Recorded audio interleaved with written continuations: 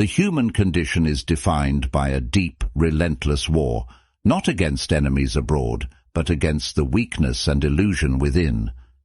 There are ruthless truths forged in the ancient discipline of Stoicism, and if you possess the courage to face them, you become dangerous in a way that manipulators, failures, and regret can no longer touch. We were raised on a comforting story. The world is fair. People are fundamentally kind. Hard work always pays off. It's a sweet lie, but life whispers otherwise, loudly, insistently. The game is often rigged. Not everyone plays clean, and effort without brutal clarity bleeds you dry. Marcus Aurelius, the philosopher-emperor, reminds us, "You have power over your mind, not outside events. Realize this, and you will find strength." Own the mind, win the day. When you master your own internal landscape, you instantly rise above 90% of the crowd who are slaves to external chaos. Today, we present 14 ruthless lessons to make you dangerously smart, seeing through appearances, impossible to manipulate, and decisive under crushing pressure. Ordinary intelligence helps you solve existing problems. Dangerous intelligence helps you see them before they crash into you. It is the ruthless discipline of cutting through your own illusions. Are you ready to claim that clarity? If you are, hit that like button now. Your commitment starts here. Let's begin the forge. Lesson 1. Emotion drives. Logic is the alibi. Most human decisions are not born in a spreadsheet or a syllogism. They are triggered by a sudden spike of emotion, a rush of anger, a sting of inadequacy, or the hunger for recognition. The logical explanation that follows is nothing more than the press release written after the crime is committed. Think of a man who buys a luxury car he cannot afford.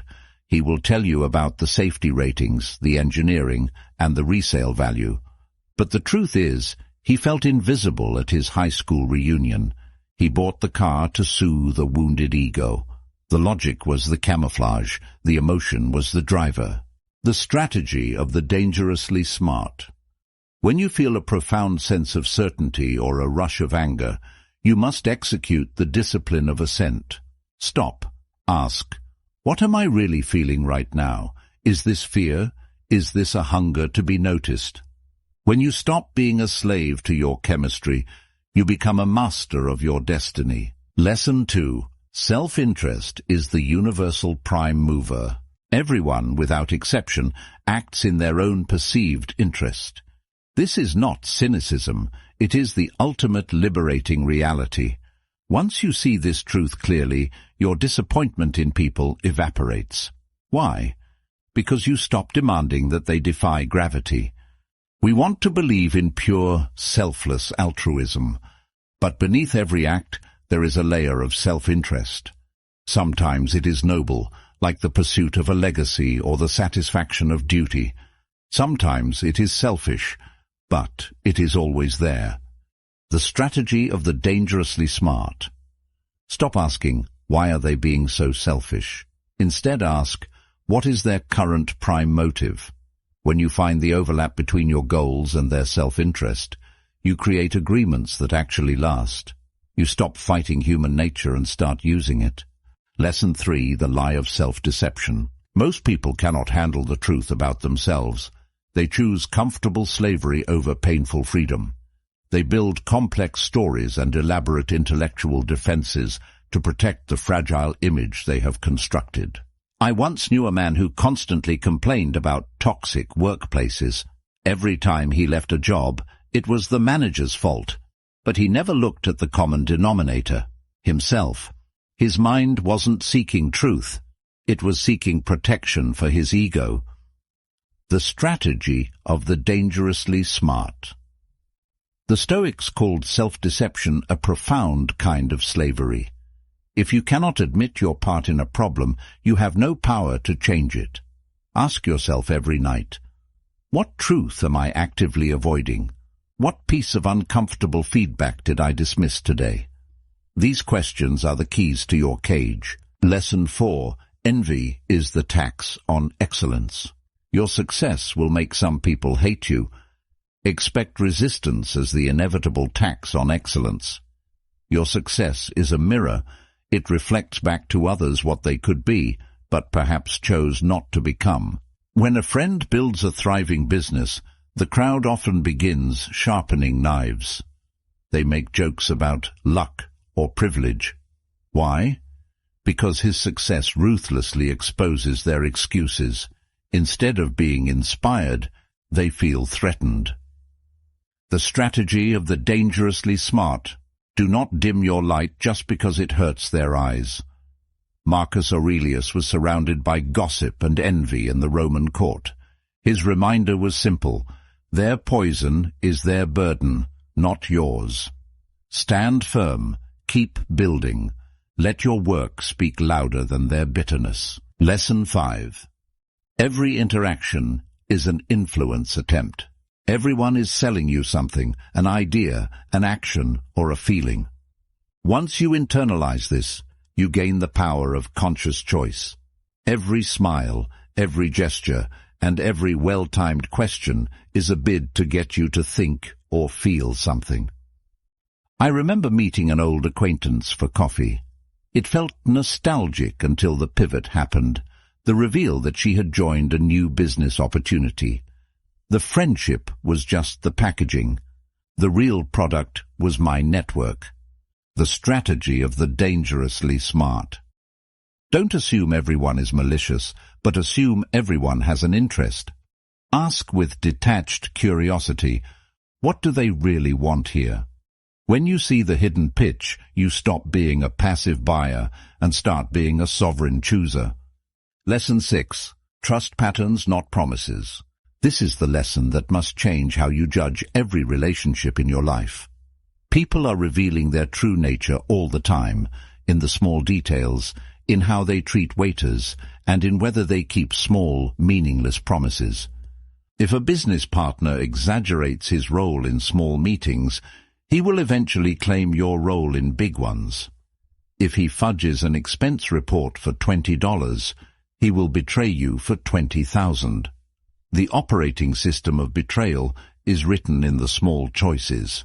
The strategy of the dangerously smart. Maya Angelou said, "When people show you who they are, believe them the first time. Trust actions, not words. Trust consistency, not explanations. When the evidence is clear, you adjust your boundaries, not their excuses." Lesson 7. Comfort is the enemy of growth. Comfort is not security. It is a soft prison. Voluntary difficulty is the only pathway to strength.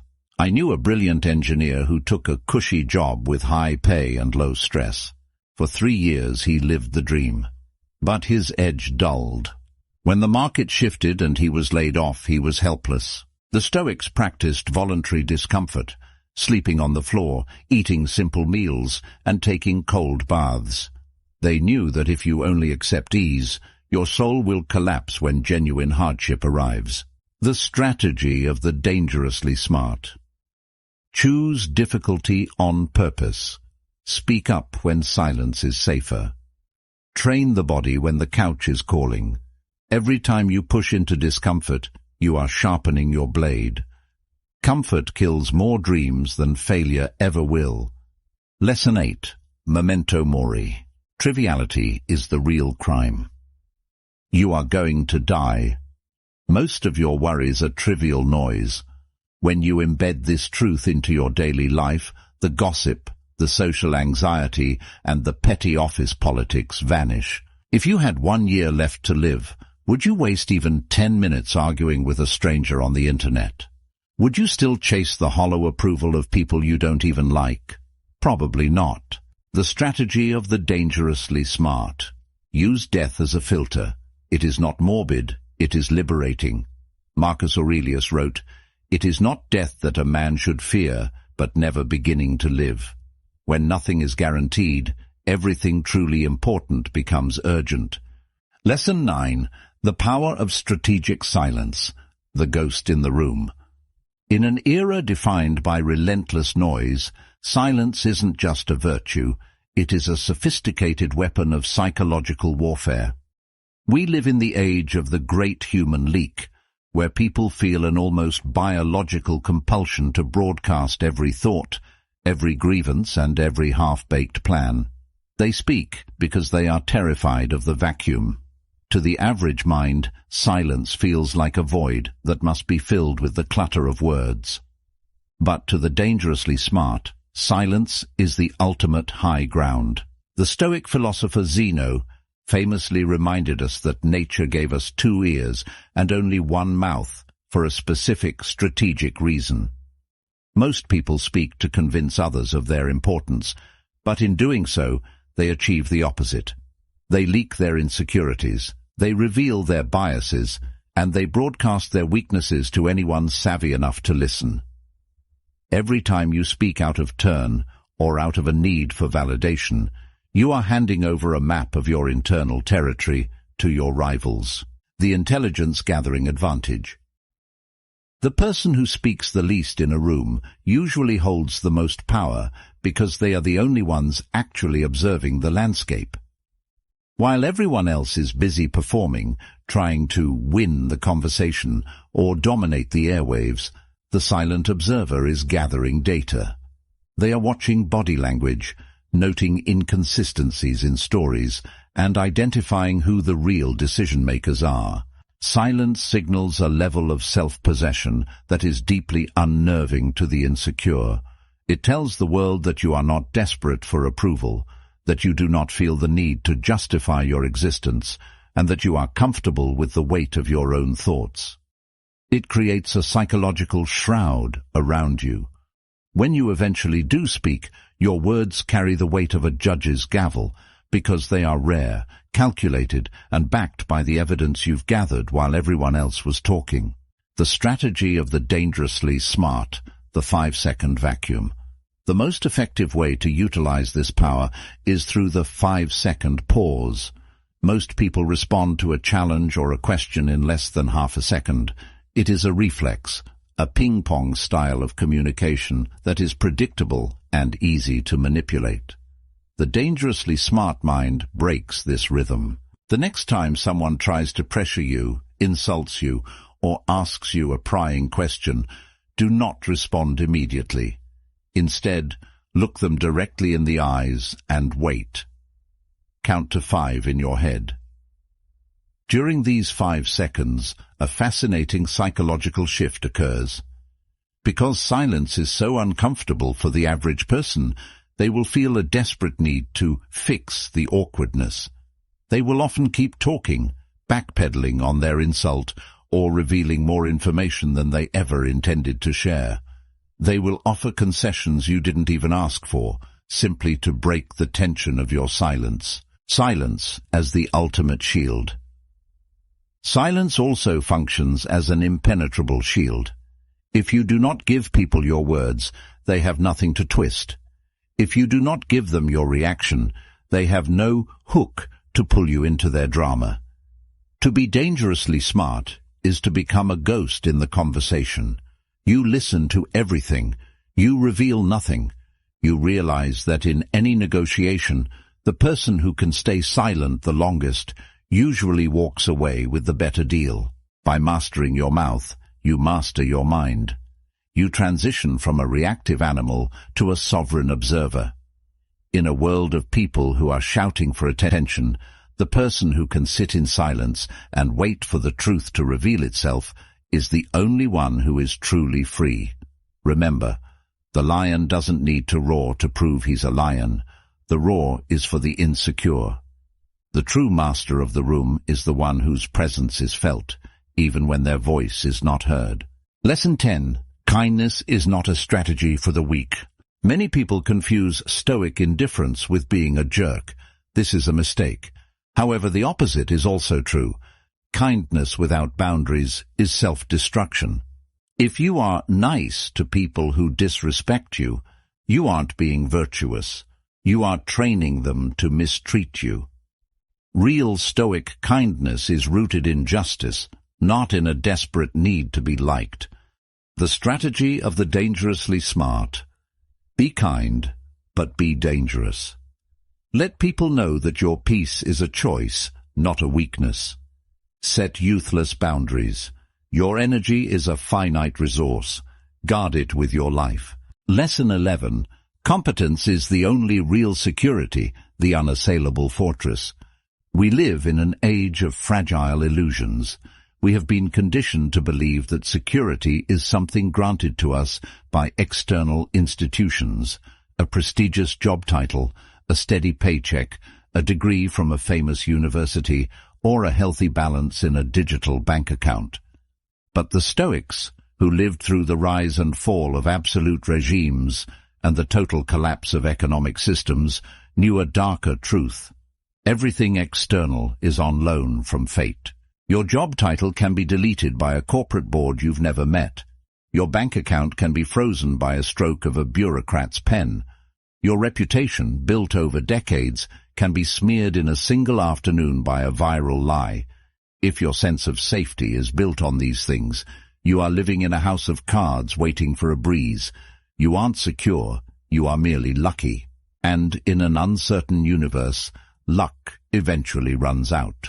The survival of the useful history provides a brutal recurring lesson.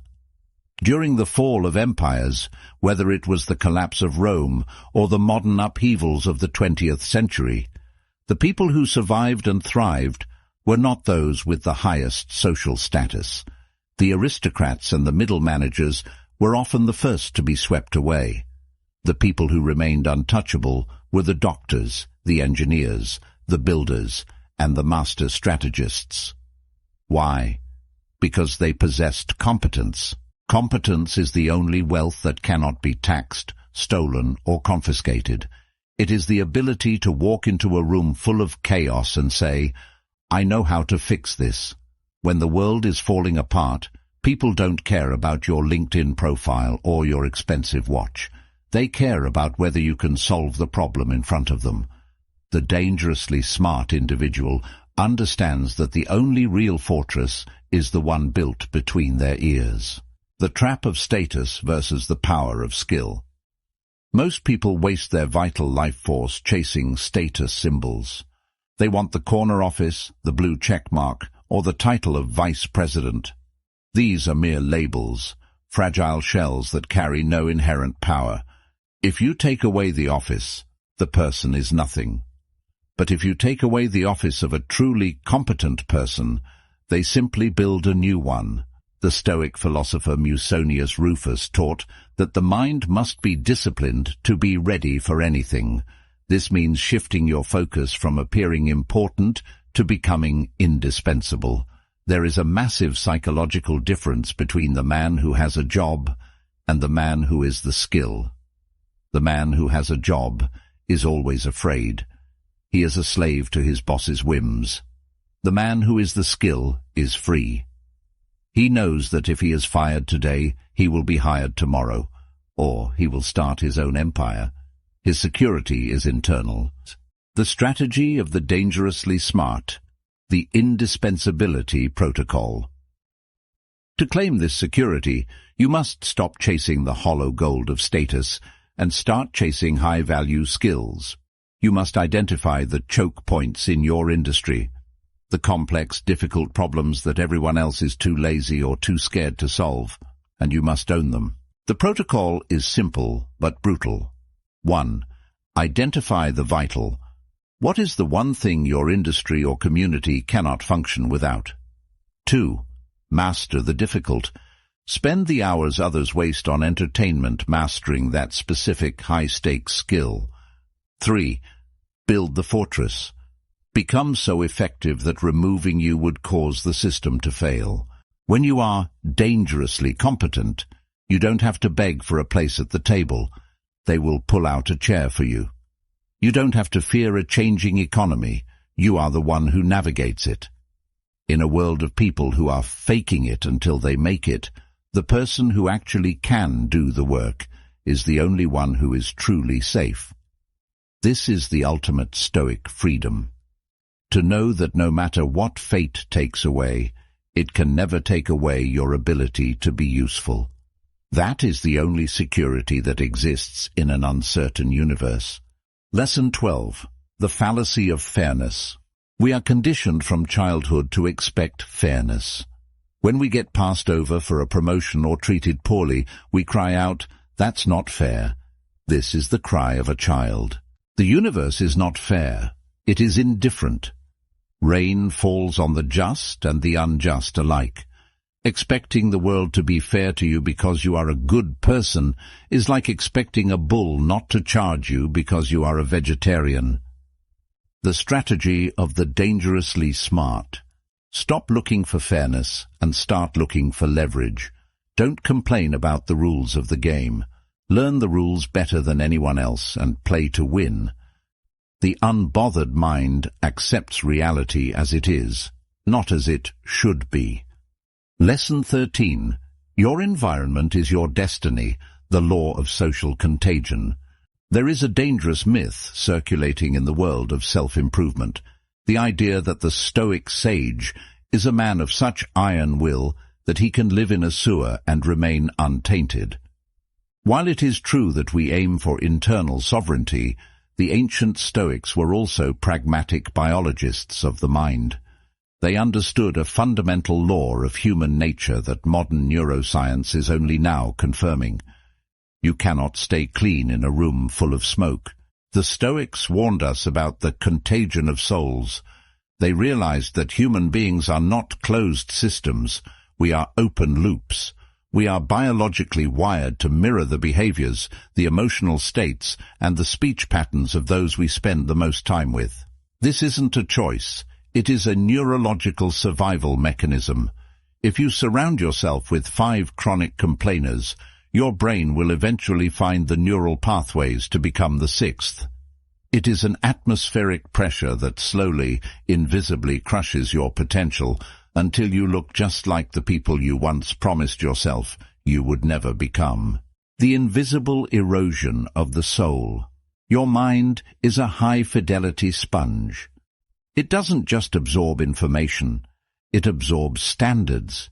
It absorbs the vocabulary of defeat. It absorbs the subtle cynicism that mocks ambition. It absorbs the low-level anxiety of people who live as victims of their circumstances. If your inner circle consists of people who spend their weekends escaping reality rather than building it, you will eventually find your own drive beginning to evaporate. You might think you are helping them or that you are above their influence, but the erosion is too subtle to notice in real time. It's the joke you didn't use to find funny, but now do. It's the goal you used to be excited about, but now feels unrealistic because your friends keep telling you it is. Every person in your life is either a gust of wind at your back or a weight around your neck. There is no middle ground. There is no such thing as a neutral relationship.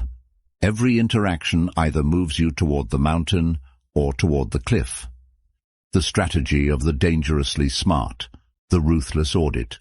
The dangerously smart mind understands that independence does not mean being immune to influence.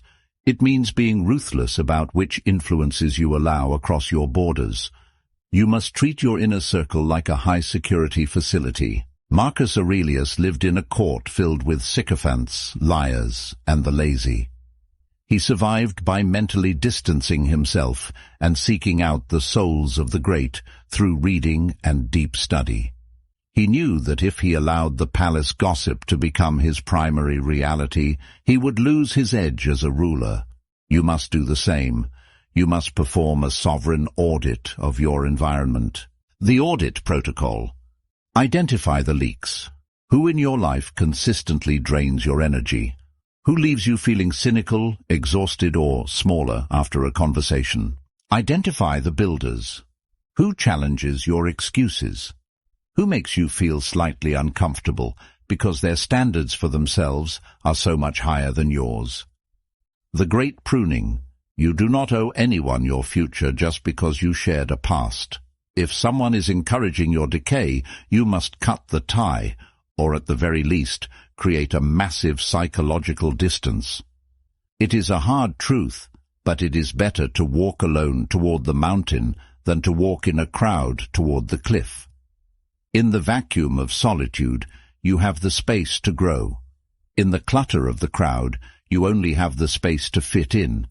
To be dangerously smart is to realize that you are the average of the 5 environments you spend the most time in. If you want a different life, you must find a different room. Lesson 14. Radical acceptance of the present moment. Most people live in a state of psychological time. They are either grieving the past or fearing the future. They are never here. Dangerous intelligence is the ability to look at a chaotic situation and accept it instantly. The building is on fire. This is the reality. Now where is the exit? Most people waste 20 minutes screaming about why the fire started. The Stoic is already outside. The strategy of the dangerously smart. Master the power of now. When disaster strikes, skip the grief and go straight to the strategy. By accepting reality the second it happens, you gain a massive lead over everyone else who is still in shock. The vow of the sovereign mind. 14 ruthless lessons. Each one is a philosophical blade that cuts away the illusion, the fluff, and the weakness that has held you captive.